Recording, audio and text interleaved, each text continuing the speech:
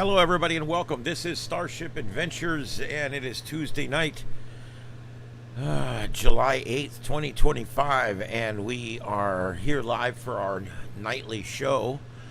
Sorry about last night, but my health's getting to be a mess here. I don't do well without sleep, and I'm not sleeping a lot, so I'm only coming on for a short time tonight. I'm just letting you guys know, maybe 30, 45 minutes. I just wanted to say hi to everybody. I'm going to pull up the chat room. I'm going to see what's going on out there, and then I'm going to be going back off again.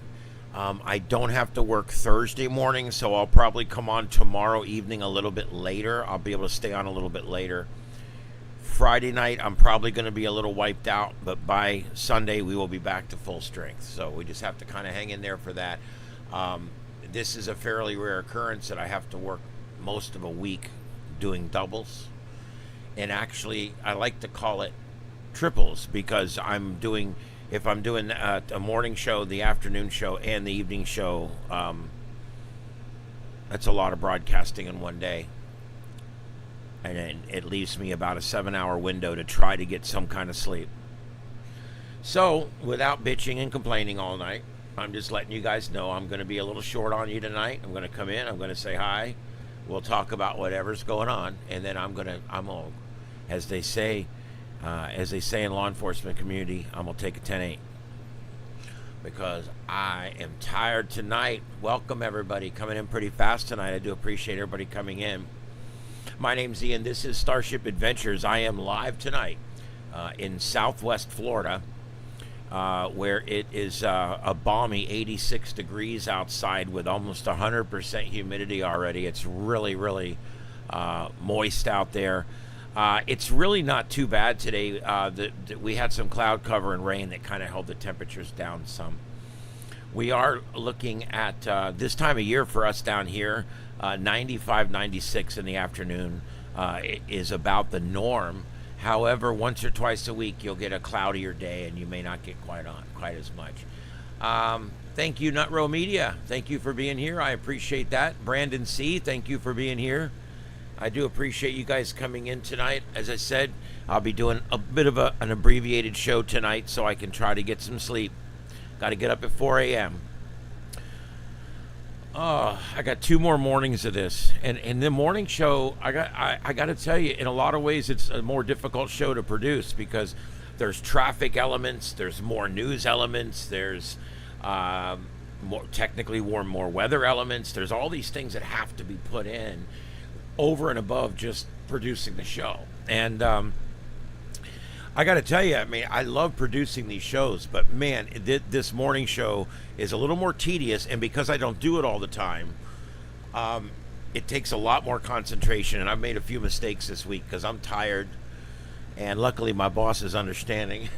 It wasn't that big a deal, but I'm kind of a perfectionist on the air. I that's why you guys will see me in here trying to, because I really try to pull it off. You know what I mean? I really try to get it right the first time.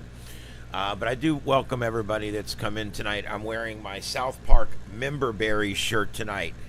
Member? Hi, Member. And if you guys haven't watched South Park recently, remember, it is my favorite political show. That's kind of a joke and kind of not. That show covered everything there was to cover in politics on both sides.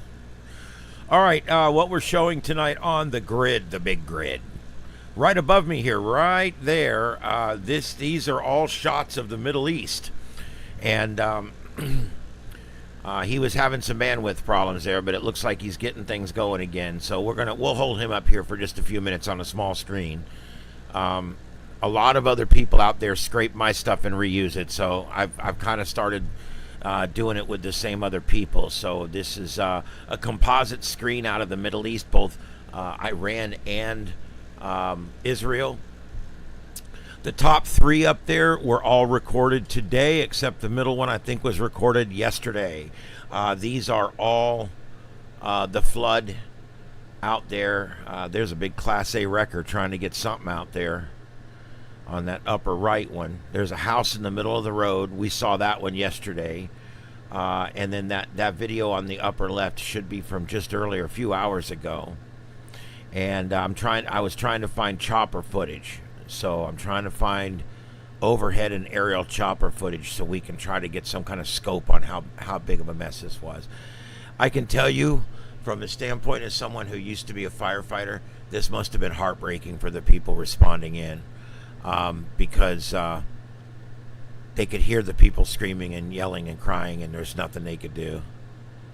One of the fire chiefs was responding, and he was swept away and killed. His truck mangled.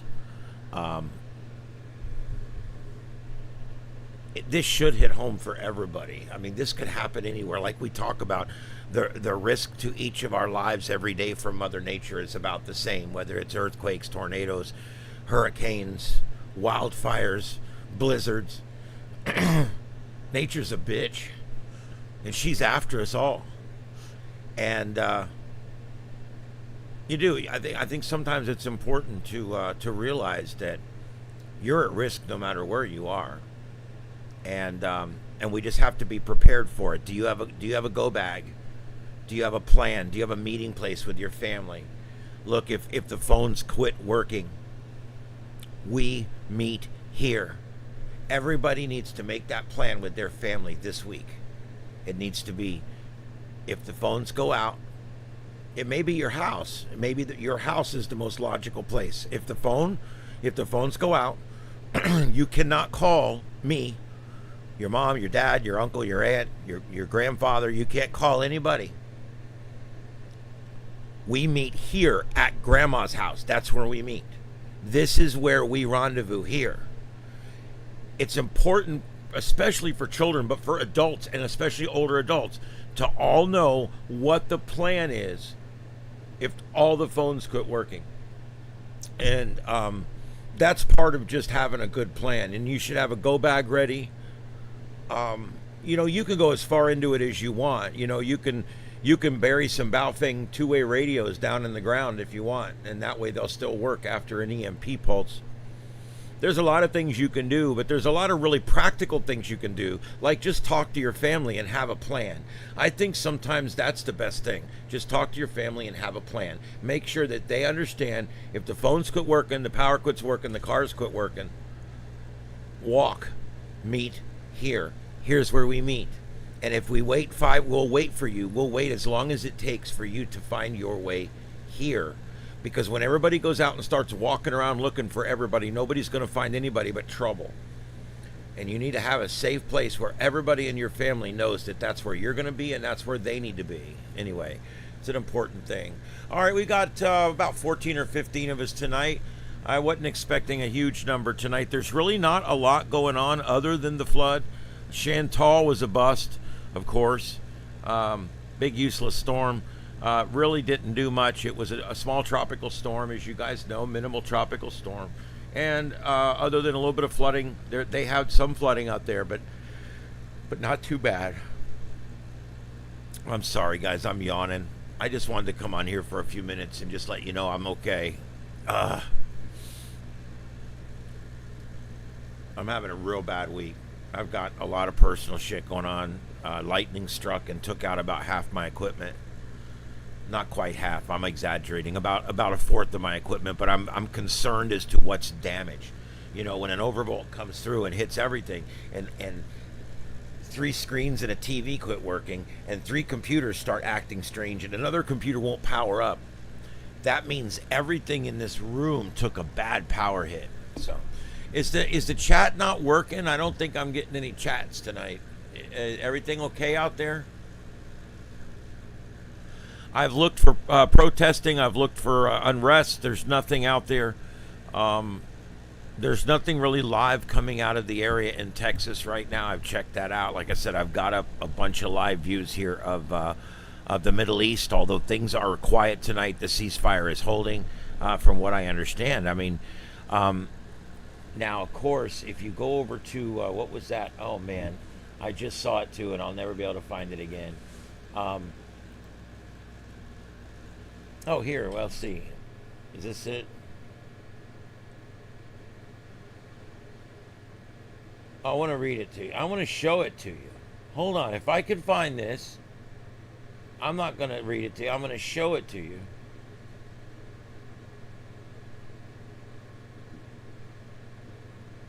Because it really upset me. Anyway, I'll tell you what it said. It said,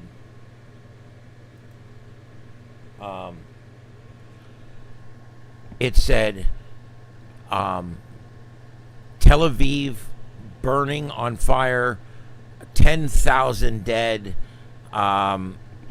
Israel in ruins, live now, happening now. And I'm like, oh my God. So I start looking around. There's nothing, dude. There's nothing happening right now. Everything's quiet. I don't know if we all need to start flagging these or something, or I don't know. I don't tend to flag that many people because I'm a YouTube creator and I know how hard it is to get things going. But these guys, man, they're lying. They're just flat out lying about what's going on. And to put that 10,000 people are dead in Tel Aviv tonight because of bombing and fires and all this, and the picture is an AI generated picture of 9 skyscrapers on fire all at the exact same time. It looked like 9 pictures of the towering inferno all in the same shot. It was kind of stupid anyway. I'm just thinking, what do people think when they look at this? And it's like, they must think this war has been going on for years or something here. It's like, because every night they've got the same videos in there. All good here. Good, guys. I appreciate Chuck. Thanks for coming in. Simplex Radio. Simplex Radio is actually here. Thank you for being here tonight. And Brandon, like I said, and also Nut Row Media. Thank you guys all for being here tonight. I know it's a light night. I expect Ding Ding Ding and some of the other regulars coming in. And next week I'm gonna, or probably Sunday, if I feel better Sunday, I'm gonna be appointing some new mods, and we're gonna be doing some different stuff. I'm actually working on some different things that I think are gonna be a little creative. We'll see how it goes, but it's gonna take me a little while. It's difficult. We're working on a lot of different things right now, guys. There's a lot of different things going on in the world right now, in my world. And I'm only able to devote so much time to each thing every day. And right now, my health is not the best, and I'm working, like I said, triples. All right, hey, Too Sweet, thank you for coming in tonight. I do appreciate it. Flooding in New Mexico, yeah. Let's see if I can find anything that's new on that.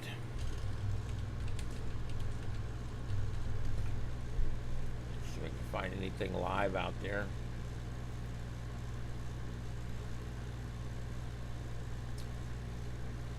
No, it's just people showing videos. But anyway, we'll look at that in just a minute. Let me go ahead and get this news roundup ready here.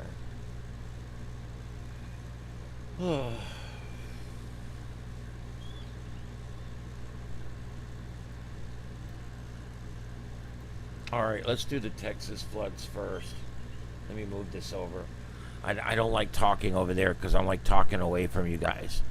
I also don't like me facing the wrong way at the bottom of the screen. That's been bothering me.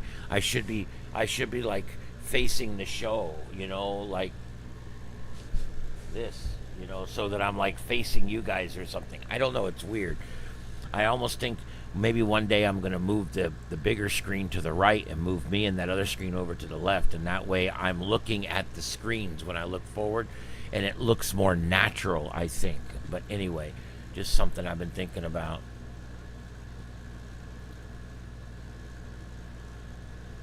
All right, so here we go.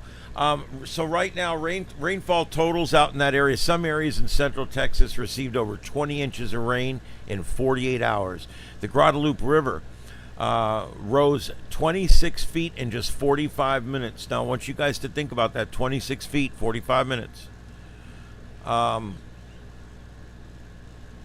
That is about 7 or 8 inches a minute. I want you to think about that. 7 or 8 inches a minute. In a hurricane, we get a tidal surge that's a third of that fast, and we think it's a big deal, and people die. And we're lucky if we get 3 feet of rise in 3 hours. That's about right. I mean, so it's like half that. This rise here is 2 or 3 times faster than hurricane tidal surging. Okay, just to kind of put it in perspective. I'm sorry if I'm not making sense. I'm pretty tired tonight, guys. At least 750 girls were present at the camp. That's Camp Mystic during the flood. 28 children and 1 counselor remain why would it say remain confirmed dead? You generally, I don't know. Numbers are changing. No missing. Anyway, the official statewide death toll stands at 78 to 82. The reason that in this previous statement, probably the reason both those statements sound like that is because here's the thing: they got 28 children and 1 counselor, either missing or dead. Okay, and the ones that are missing, they've also got people they found that they haven't identified yet. So the one thing we can kind of hope for at this point is that the ones they're looking for are the ones they've already found, and we're not dealing with any new people missing or anything. And so those numbers, the missing numbers and the dead numbers, sometimes will get counted twice, because you'll have a body over here that's not identified and someone over here that's reported missing. And until they can bring those two together, you won't have a true number. Kerr County alone had 68 deaths. It's definitely the epicenter of the disaster. The National Weather Service issued 6 flash flood emergencies across the region on July 4th. I did a lot of research on this because I've had a lot, both for my broadcast show and for my YouTube show. And I will tell you guys this right now. Thanks, JT Land. I do appreciate that very much. Thank you very much for that. Oh, my goodness. I do appreciate that. Thank you. Literally, that rolls right back into my studio fund right there, and we will try to get all these computers back up again. All right, but yeah, thank you very much. I just want to make sure you guys understand something, okay? I understand politics, and I understand that half the people hate this guy and half the people hate that guy, and I don't care about none of that right now. What I'm talking about is there was no staffing shortage at the National Hurricane Center. They've already come out and said that they had called in 2 extra meteorologists, whatever you want to call them. They'd called in 2 extras, and they had staffing plus 2. So there was no staffing error. Number 2, here's something I want you to think about when you're looking at this from a meteorological point of view. They were calling, in some respects, for 2 to 4, 3 to 6 inches. They were calling for that already. Okay, and they had issued a flood watch, and then hours later, several hours before the actual flood, they issued a flood warning, and then a short time after that, they issued a considerable tag on the flood warning. That's about as high as you can get. I don't know if they actually go up to flood emergency, but that's about as high as you can get on the flood warnings. So the warnings were out. They were there. The weather alert radios were set off. The phones were set off. The alerts went out. So, I mean, you can't blame this on the weather service, okay? You can't blame this on the current administration. And for the other half of you can't blame it on the last administration. I have heard literally half the people saying, it's this guy's fault because he's the president now and he's cut the budget and he's ruined these people's lives. And then I got the other half of the people saying that guy was president for 4 years and he didn't update the towers and he's an idiot. You know what? Let me tell you guys something. It's all crap. It's weather. We have the same number of forecasters over the last 10 years. We know what we're doing. Yes, the equipment needs updated. No, there's been no actual cuts in the manpower of the people that issue the alerts. Okay, so all I'm saying out there is let's just stop the blame game and at least let's count the God blessed dead before we start worrying about whose fault it is, okay? All right, we're going to get to that. I don't even think there is blame. I saw the warnings. They went out. I looked at the meteorology. It looks sound. Nothing in that meteorology said that this was going to be a biblical event or a 40-year flood. Nothing said that. Nothing said to me 20 inches in that meteorology. It just didn't look. None of the models picked it up. None of the models picked that up. And so if none of the models picked it up, then my God, what are you going to do? As far as the model said 246, they issued warnings for 246, depending on where you were. Okay, and so I'm not even sitting here defending the Weather Service as much, because they piss me off too.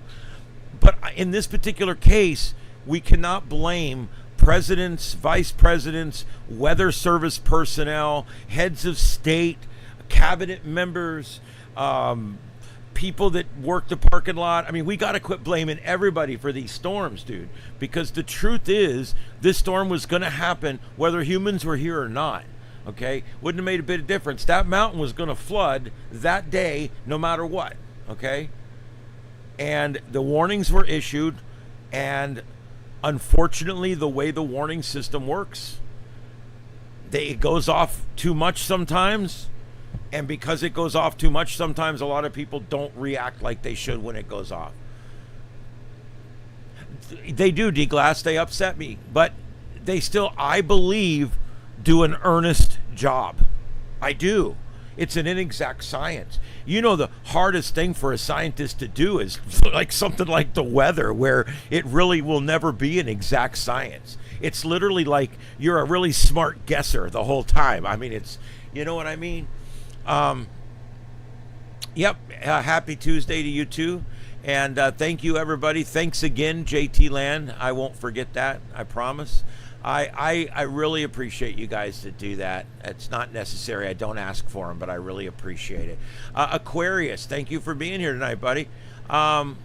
You ordered your parts. Well, there you go. I'm always excited when I got parts on the way or when I'm waiting for Amazon. It usually means the radio's in the mail.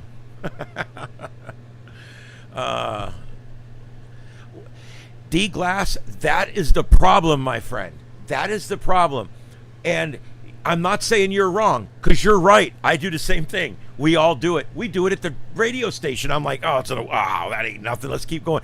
And the truth is because it's such an inexact science, they're going to issue warnings and then nothing happens. Here's the big thing that I think one of the hardest things we have to remember when it comes to meteorology is they're forecasting the worst case scenario. They're not forecasting what you're going to get. They're not forecasting what they think you're going to get. They're forecasting what someone in this area is going to get. The worst person in this area. If they say winds up to 70 miles an hour, someone in that county is going to get 70 mile an hour wind gusts, and it's going to blow their back porch off. It just wasn't you. It's never you. It's always somebody else. I know that's crazy, but you have to issue the warning for the maximum amount that you think is going to happen to just one person out there, because you have to make sure everybody's prepared. So because of that, they're crying wolf constantly. And 99% of the people walk outside and go, it didn't even freaking rain here. I get it. I do. But what do? You have to issue the warnings when you think you might need to issue the warnings. Because if you don't issue it what if they had said, well, this really didn't look that bad, so they just blew this off. I mean, but the last 10 wasn't that bad, and they issued the big warnings for those. So I get it. I understand it. It sucks. There you go. I don't know. I think that the important thing about weather alerts is you should set your phone if you can. I use a service. It's called Intellicast, I think it is. Intellicast. Or AccuWeather. No, I think it's AccuWeather. One of them. I signed up for it. It's free. And they send me my weather alerts for both this county and the county up there where my cabin is, Union County. And it's pretty cool because I'll get the alerts that come in, and I can set which alerts I want. Like, I don't want fog alerts. They'll go off every morning at 4 a.m. because there's fog outside. How stupid is that? They're warning me that there's fog. You know what? I don't need warned about fog, because when I get up and I look out and there's fog, I know there's fog. So I don't need a fog warning to let me know that there's fog. All that shit does is wake people up and piss them off. The other thing is they sell weather radios and stuff. These things should be set to only go off for severe thunderstorm warnings and hurricane warnings, tornado warnings. That's it. Now, there's a caveat to that. If you live in a flood zone like these people in Texas, you need to make sure yours is turned on for flood warnings too. Here, I will never be flooded out like those people. It almost can't happen just because of the dynamics here. Now, my homestead that got flooded during 3 different hurricanes, the home I grew up in that my mom still has and is living in, that home is in a coastal floodplain, but it's never going to suffer from rain flooding because there's canals all everywhere. So basically, you have to pick your threats, but everybody should have severe thunderstorm warnings and tornado warnings turned on, and then you have to evaluate whether you feel that you need to have the flood warnings turned on. If you live in an area that is susceptible to a 100-year flood, you should have your flood warnings turned on. That's my opinion, because of look what just happened. 100 plus dead. I mean, this is nuts. Over 850 people have been rescued from flooded homes and campgrounds all around that area up there. Thanks, buddy. And more than 400 emergency responders were mobilized across multiple counties. Deployments included airboats, helicopters, drone teams. They have been using every means possible to both locate the dead and also locate the living, and to bring both to safety or to away from wherever they ended up. Over 1,500 evacuations were triggered in Travis and Williamson counties. River gauges, stations, and cellular service failed because the water rose and swamped the communications bunkers. This happens. Normally, towers are up on hills. But sometimes you'll have equipment that's not up on a hill or it gets swamped. And those bunkers at the bottom of the towers are not watertight. They're rain tight, but they're not watertight. And if the water comes up, they will go in them. The equipment fails permanently, and it has to be completely replaced before the tower can be put back online again.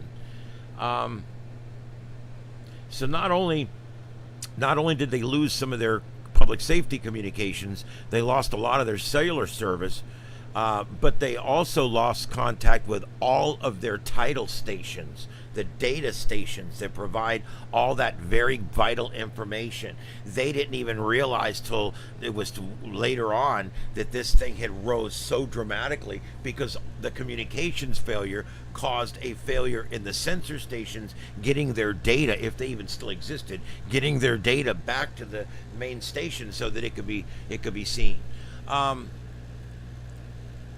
No, I did not. I did not. I checked that out a little while ago and I found nothing on it. There is videos up from Al Jazeera and some of those kind of places that are talking about a major attack on Tel Aviv and that buildings are burning and all that. I kind of led with that. But I can't find anything going on. I've tried 4 or 5 major news sources and I just don't see it. I don't see anything going on. I really don't think... I'm not sure, but I'm going to keep an eye on it. Not going to be on long tonight, so but I am still going to try to see what I can find while I'm still here. Let's see. Try something new. I just wish people would learn how to get along.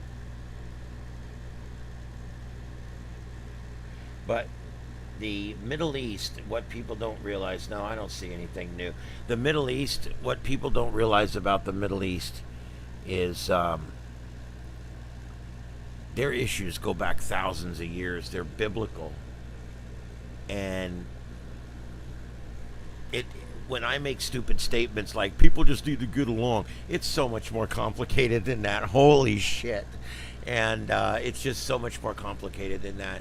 When you're attacked, you have to defend yourself. Well, D-Glass, I'm going to be honest. There's only a few watertight things in the whole world: submarines and frogs' buttholes. That's it. Everything else water leaks into. And it would cost so much to make these things watertight. It would actually be cheaper to put the equipment 40 feet up the tower and actually build a platform and put the equipment up higher.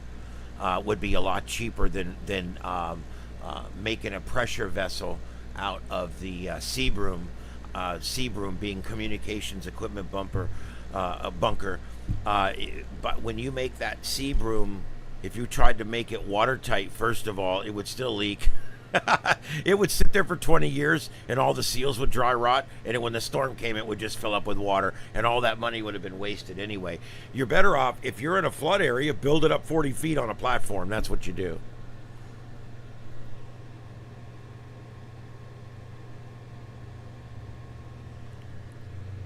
Texas suffers from a lot of flooding. They get a lot of flooding in the east when tropical systems come. They get a lot of flooding in the central and the west when these storm systems come down in the spring and fall. And apparently summer too with this one. Well, not really. You have to remember, these rooms have to breathe. They have to have air conditioning attached to them. What it would cost to make these rooms watertight is just astronomical compared to just lifting it above the water. Like I said, I mean, if you had to do it, and I think they should, just make it, if you can expect 30 feet of rise, make it 33 feet tall. I think the best idea is don't put cell towers in floodplains.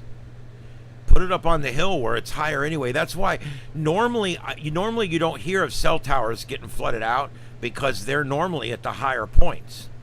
Now down here in Florida, it's so flat it don't matter where you put it. Hey, ding ding ding ding ding ding ding.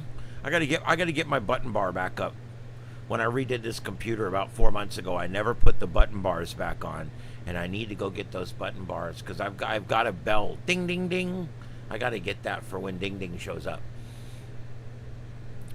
I'm going to be here just a short time tonight, guys. I'm just saying hi. We're talking about the flood in Texas right now, and we're talking about whose fault it is. And I'll tell you whose fault it is. It's science's fault, because science is the one that made rain. How about that? I don't know. That's just as ludicrous as everything else I've heard.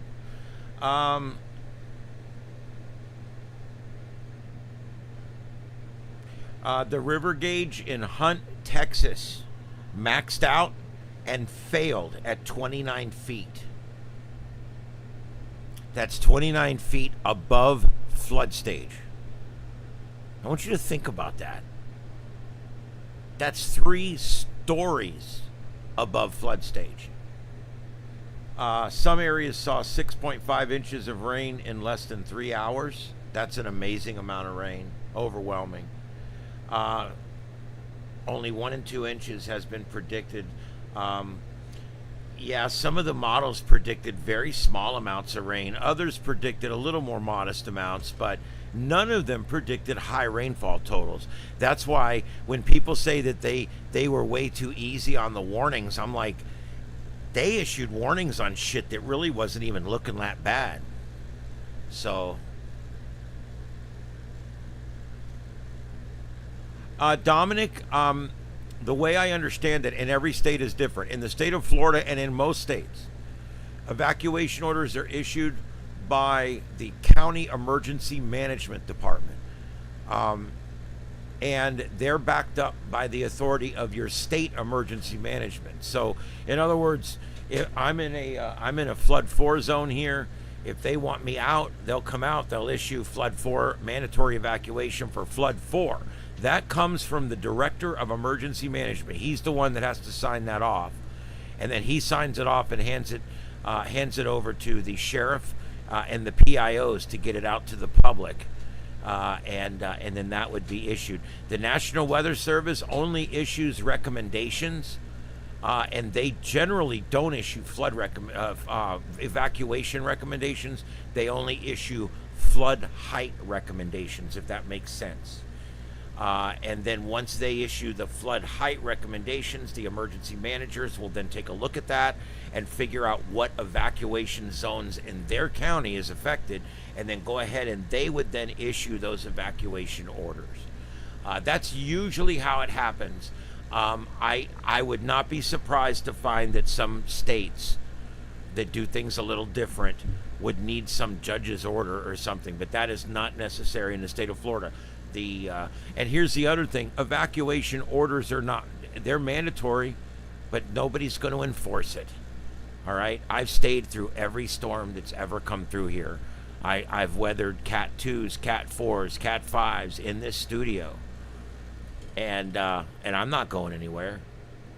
I was under mandatory. I have literally stayed under mandatory evacuation 10 times, 12 times in my life. They can't make you leave. It's your property.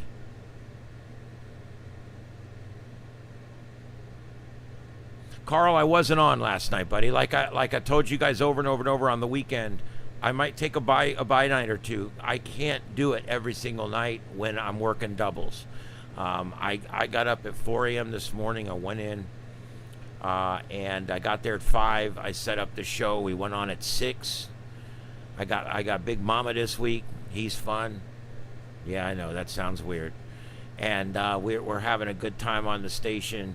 I got off at 9. I stayed till 10:30 working there. And then I went and took my mom to lunch. We went and walked the mall. I went out to the tower site and got the repeater back up. And then went back to work. Got there at 2:30. Prepped out the show. Started pre-recording, got everything done, left the station at 7:45 or something. I mean, and I get here and I'm on here. So it's just been, it's extreme days for me. And I'm 56 years old, guys. I'm not a spring chicken anymore.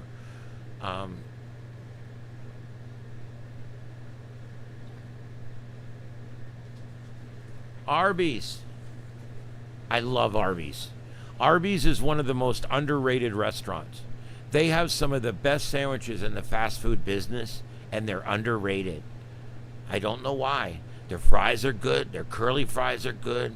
Their sandwiches, they got so many good sandwiches, and I've never understood. They've always been slightly pricey, and they always take a little longer than McDonald's to get your food out. But the truth is, Arby's is on the top tier of fast food.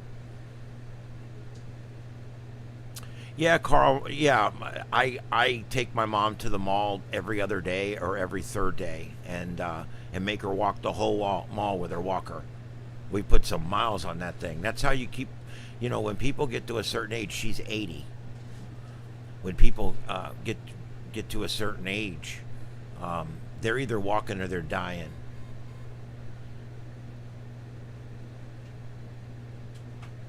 I'm the same way, guys. I have strong opinions too, and if I ever offend anybody with my strong opinions, please understand that it's just an opinion, and I still want to be friends with everybody. And but I do get passionate about my opinions. That's why I don't bring my politics onto this channel. Oh, God bless. I lost my dad about oh God, I don't know, 15 years ago. 17 years ago. He got ate up with cancer. Arby's roast beef. I usually get the roast beef double and curly fries or crinkle cuts. I like them both. It is because, at some point you realize that I'm stronger than my dad now. And then at some point you realize, wow, I got it together more than my parents do. And then at some point you realize, wow, I'm going to lose them soon. I really gotta spend time with them. I gotta work with them. I gotta try to keep them alive. And that's where I'm at right now with my mom. She's doing pretty good. Her mind's still kicking. She still remembers everything. She's doing everything and everything. But moving is getting to where it hurts her all the time. It hurts to move. And when it starts to hurt to move, that's a problem. Hey, Heath, what's up, buddy? Hey, Dominic, what's up? Let's see. I'm trying to see who else I might have missed here. Lots of folks in tonight. I do appreciate everybody coming in. So anyway, that's what's going on with me. It's just been a very long time. It's been just a very stressful week with the lightning strike. Just for those that don't know, real quick, a lightning strike struck here near the studio and took out a bunch of monitors and some computers, and it really hit us pretty good in here. And we lost some equipment. It's recoverable. Some of the equipment might be able to be saved. I don't know how much damage is done to the other equipment that's still working. Sometimes lightning strikes can do damage that tends to rear itself up a little bit later on. So I don't know. I don't know where I'm at. Hey, Victor, what's up, buddy? I call Victor my first fan because he was literally right there with me from the beginning. Thank you for being here, Victor. I really appreciate that. All right, and not a whole lot going on right now as far as anything. There was some news items, but I'm going to have it check on this thing in Israel.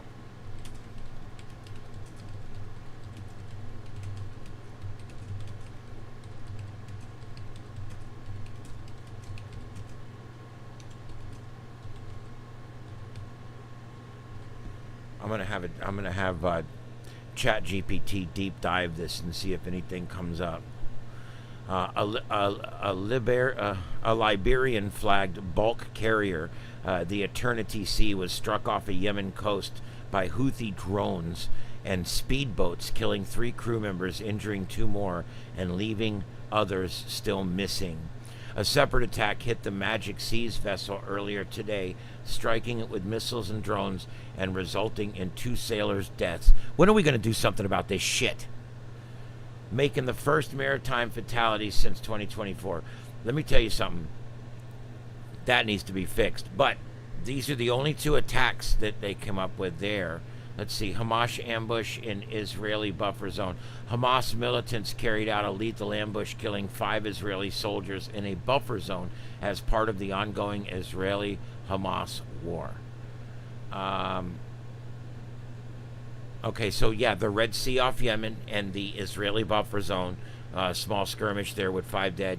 That's what we have. That's all that's being reported in the Middle East right now.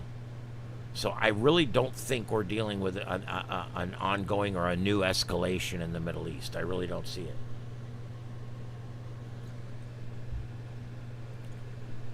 No, I don't, Heath. I don't. I had 3 of those battery boxes, and I had all the computers plugged into those. But when we had to run on generator power for several weeks during those storms, and the dirty power coming out of my 3 generators apparently killed them.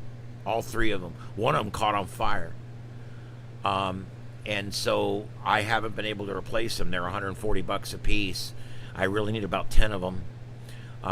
We're looking at some other options to use larger batteries and a larger bank of batteries, and try to power a lot of this through the battery bank so that it can eat any overvoltage that comes through.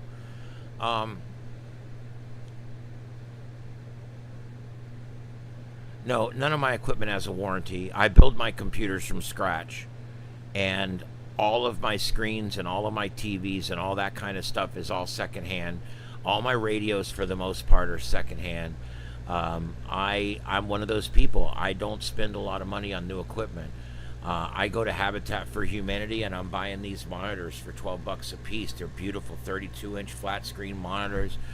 I'm cheap. I don't have a lot of money. I'm doing all this on a shoestring budget. You know, that's why I'm so appreciative of the money that you guys send, and also the viewing of my videos helps me too, and all the algorithmic help that you guys give me. It makes a big difference. And but I do all this. Literally everything you see here, these are all my inexpensive Chinese radios. I don't have any real expensive portable radios. This here's an $800 radio right here, but it took me a while to save up to buy that, and it was 6 years old or 7 years old when I bought it. This stuff's expensive.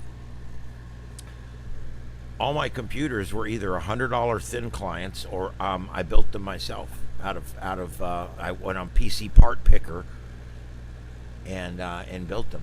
So there is, and I don't believe in insurance after everything I've seen down here with all these hurricanes and all this, and after being a retired firefighter and a former police officer, I 100% don't believe in insurance anymore. I believe that the insurance is the scam. The truth is, the insurance company's taking such a risk for you that they're charging you out the ass. You're better off taking the risk yourself.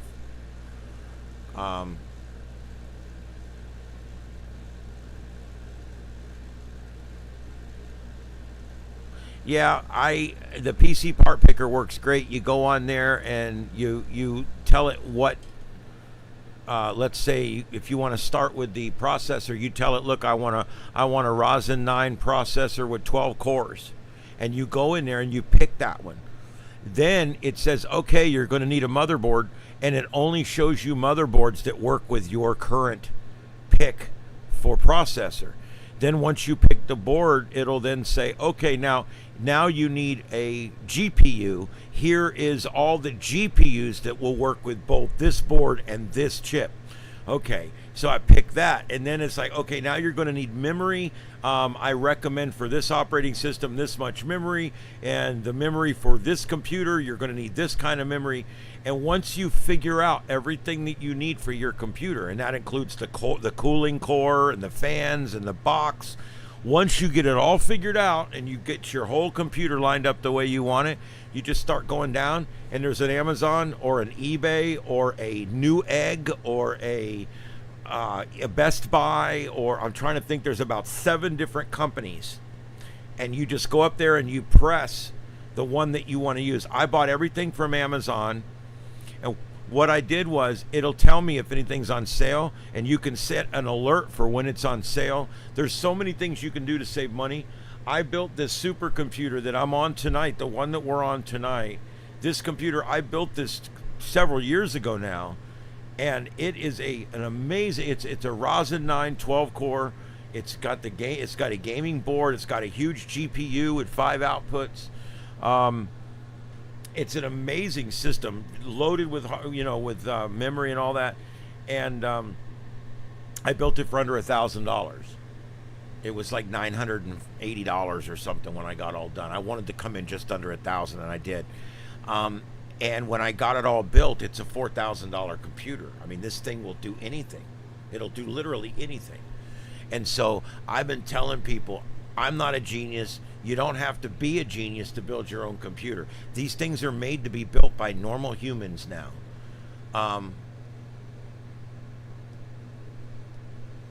Yeah, Dominic, I don't buy expensive ham equipment. I got one expensive ham rig that I bought used, but even my FT100, I bought it at a swap shop for $100. I bought this at a swap shop for $40, this at a swap shop for $60, this at the swap shop for $50. I go to the local radio swap shop here, which they have twice a month. I walk in, I look at all the radios. They got a whole wall full of radios. I walk up, how much you want for this? $40. Boom, I walk out with it. That's the way you buy amateur radios. You don't go, and the people that have the money can go spend the money. I don't have it. So I buy whatever I can buy with my money, and that's what's important to me. And yeah, Amazon sale, it's Amazon week, so you guys can save a little money there too. But I believe in, being frugal and building with what you have, because here's the thing, I have no debt. We own this. We own the shack, we own the house, we own the property it sits on, I own the van sitting out front. I own every piece of equipment in here. I have no payments. And I don't have to have insurance. And so that's where I'm at. That's the bottom line. And I do the best I can with what I have. Surge suppressant is definitely on my wish list of things that I want to get for this studio. But when you look at the amount of amperage that I'm using, it's going to take a lot bigger battery box than you can buy at the store. My radio station spent $100,000+ on a system that their entire the entire basically radio center runs off of a battery bank, and the battery bank runs off of commercial power. That is an expensive system. I guess we own the toads. They live here. They don't leave the yard. I guess. The toad cam's down. We're going to get it back up too. It was damaged as well in the lightning strike. So we hope to have it back up as well. So, hey Steve, what's up, buddy? I do appreciate you guys all coming in tonight. It's a nice little crowd tonight. I appreciate that.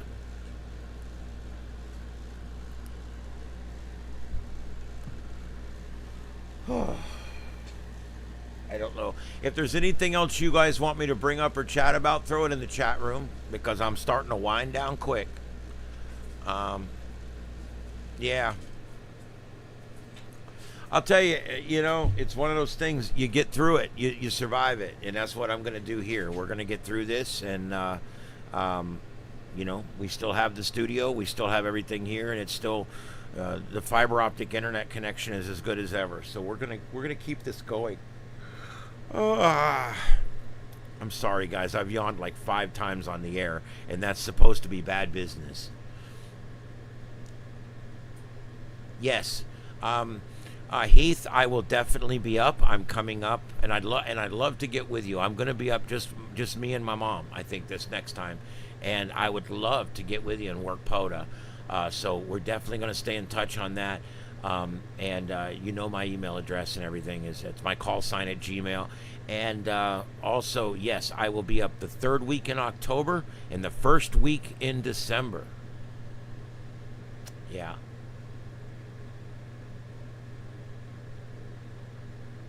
No, there's nothing, D-Glass. I've been checking. It is weird. I don't know. It's one of those things where there's a point in society where there's enough acceptance of something happening that it just doesn't happen. And the problem is you've got about 75% of the country right now that wants deportations. Now, not everybody can agree on how many or who or when, but as far as people who want all criminals deported, people who have committed secondary crimes beyond just entering illegally, deported, is 72%. Anything that's over 70% is huge. And that, I think, is why you're not seeing the protests take off, and you certainly didn't see any rioting to speak of, except a few burned cars. And I think that's why. I think that's because there's a very high percentage of people that understand and believe that something needs to be done. Now, we all may not agree on what, but something needs to be done. And so I don't think that there's enough people to get it going or sustain it. Thank you, Victor. Thank you very much. And yeah, you're not missing nothing if you're leaving now. I'm signing off in about 5 minutes. Carl, that could be a good argument, and I'm not going to defend that. I'm not going to defend how they do it. But I do know that they're only going after people who have committed secondary crimes right now. Now, that may change. I don't know. We'll have to see. I personally, when I'm looking at it right now, Trump's got 3.5 years left in office, and it would take at least that long to get through just the ones that have committed secondary criminal offenses once they broke in. So, that being said, I don't see this as, they're not deporting children purposely right now. They're not, they're only actually deporting males and females who are adults that have committed secondary crimes, and then they have the right to bring their family with them when they're being deported. So, I don't know. We've been going through this whole thing down here with Alligator Alcatraz, and it's been interesting to watch how this is going down, and the protesting that goes on here with that. I actually drove by there this last weekend, and they actually have big green county signs out there, state signs, that says Alligator Alcatraz with an arrow. I was kind of surprised.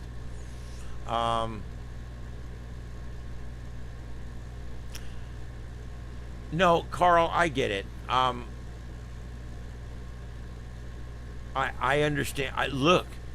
I understand both sides of this argument because I love folks, man, and I don't want this to happen to them. And that's why the only way I was happy with it completely was to know that these are only people who've committed secondary crimes, you know, and I think that will keep them busy for the next 3 or 4 years. So there you go. And then whatever they do after that, we'll figure out then, because that's a long time away. That's the way I look at it. I'm not, you know, it is what it is. I don't want anyone mistreated. I want people to have rights and due process. And, but I also know that the rule of law has to be at the end of the day.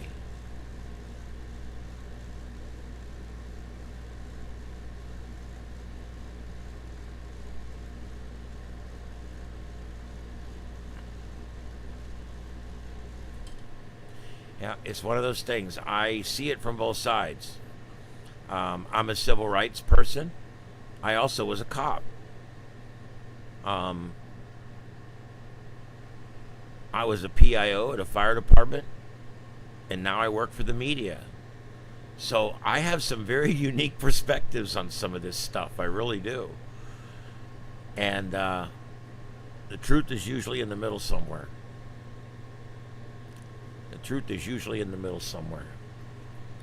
All right, guys, is there anything else? Because I'm going to go ahead and let it go. I've been on for an hour. I think that's pretty good. Thank you to the 25 of you. And an absolute crazy special thanks to JT Land for the $20 super chat to help me rebuild here. I really appreciate that. Thank you very much. I just wanted to mention that again. Every little bit counts. I don't ask for those things, but they do really help. Thank you very much. And everybody out there, well, it could be, but it's not near as hot in California as you think it is, I don't think. I mean, every night we were covering it, it was in the 60s or 70s. I mean, it didn't seem like, and even during the day, it was in the 80s. I don't know. I'm not sure the temperatures are what's suppressing it. So I'm not sure. All right, good night, everybody. Everybody, I'm going to go ahead and let it go. I'm going to try to come in tomorrow night for an hour, and then Thursday, Friday, and then we'll get back to normal as we get to the weekend, okay? All right, guys. Everybody, have a good night out there, live from Starship Studios in Southwest Florida. My name's Ian. This is Starship Adventures, the sights and sounds of Earth, and we'll be back tomorrow night, I hope. Please don't hold it against me if I'm not, but I do plan on being here tomorrow night.